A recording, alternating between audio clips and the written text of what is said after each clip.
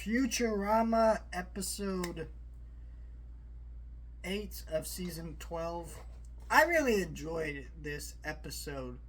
I think it's just really great stuff overall. I think what's great about this episode to me is it's something very relatable to me, which is collecting Beanie Babies. So basically, Amy discovers these stuffed animals that her daughter wants are really collectible. And they're basically Beanie Babies, but they're not called Beanie Babies. I forget what they're called, so I'm just gonna call them Beanie Babies.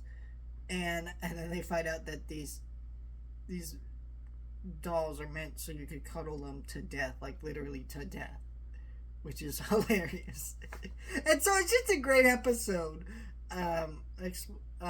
Just exploring like collector's mentality of how you get so into collecting stuff. You gotta have every single one, even if it doesn't make any sense. And I can tell you from someone who actually had Beanie Babies back in the day, like when Amy says the line, now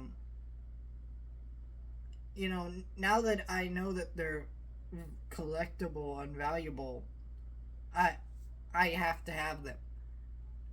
It's like I this is a true story. So I did not grow up in the 90s. I grew up in the early 2000s, and there was a Goodwill bookstore. It was only for books, near my house, and me and my mom would occasionally go in there. So I went in there, and we bought this handbook to Beanie Babies, and it told us all these ones that were rare. Not realizing at the time that book was super outdated. It was from like the early 90s, I think. And so all the stuff that it was saying about those Beanie Babies, some of those were more valuable, some of them didn't have value at all, because it was bad. So me and my mom got really into it, but none of them ended up being worth anything, and we ended up getting rid of them over time.